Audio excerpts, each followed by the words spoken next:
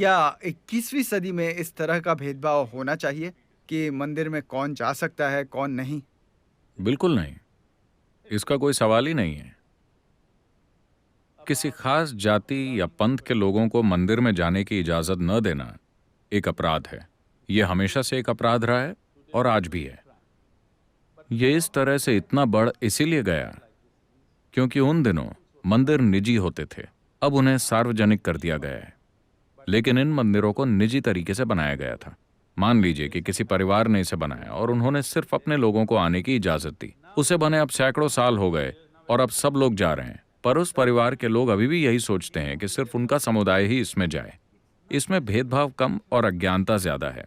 कुछ जगहों में सच में भेदभाव हो रहा है, उसे तुरंत खत्म कर देना चाहिए, फौरन। मैंने यही कहा था। देखिए, किसी एक सांसद को कहीं चोट पहुंचाई गई।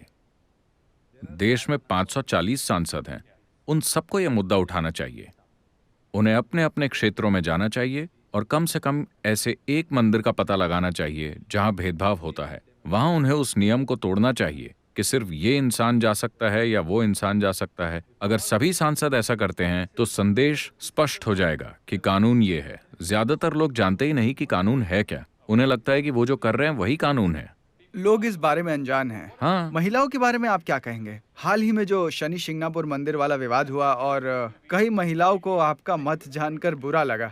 मैं जानता हूं क्योंकि उन्होंने ध्यान से पढ़ा ही नहीं। आप कहना क्या चाहते थे? पहली बात तो ये है कि शनि भगवान नहीं है, ये एक ग्रह है। शनि के आसपास आमतौर पर बहुत से तांत्रिक अभ्यास किए जाते हैं। ये काले जादू जैसा है। ये ज्यादातर आदमियों के जाने की जगह भी नहीं है और औरतों के लिए बिल्कुल भी नहीं। ओके। ये जाने के लिए अच्छी जगह नहीं है। किसी तरह बस ये मंदिर प्रसिद्ध हो गया तो उन्होंने एक चौकोर जगह बना दी है जहां जाना मना है। बाकी जगह आप जा सकते हैं। अगर आप वहां जाने की जिद करती हैं क्योंकि आपको लगता है कि ये भेदभाव है, तो ये भेदभाव नहीं है। लेकिन किसी दूसरे मंदिर में अगर भेदभाव के कारण औरतों को रोका जा रहा है तो इसे तुरंत खत्म कर देना चाहिए। तो ये केवल शनि मंदिरों पर लागू होता है?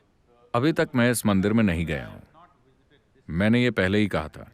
मैंने ये मंदिर नहीं देखा है तो मैं इस पर कोई टिप्पणी नहीं करना चाहता। लेकिन मैं शनि मंदिरों के बारे में जानता हूं जहां तांत्रिक गतिविधियां हो रही हैं। ये एक महिला के जाने के लिए अच्छी जगह नहीं है। शबरीमला के बारे में क्या?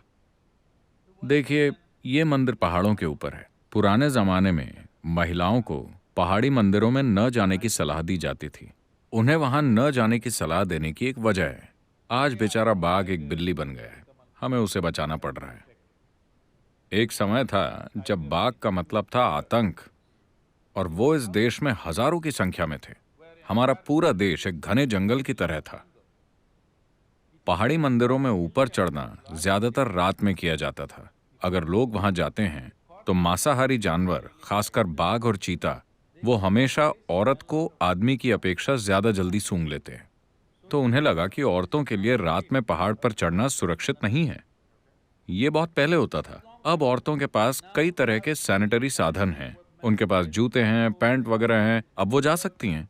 एक समय था जब उनके लिए उनकी अपनी सुरक्षा की दृष्टि से वहां जाना ठीक नहीं था। खासकर शबरीमला में आपको लगता है कि अब समय आ गया है कि? मुझे लगता है कि अब दरवाजे खोलने का वक्त आ गया है, लेकिन उस तरह की भीड़ में ये मुश्किल होगा। हाँ।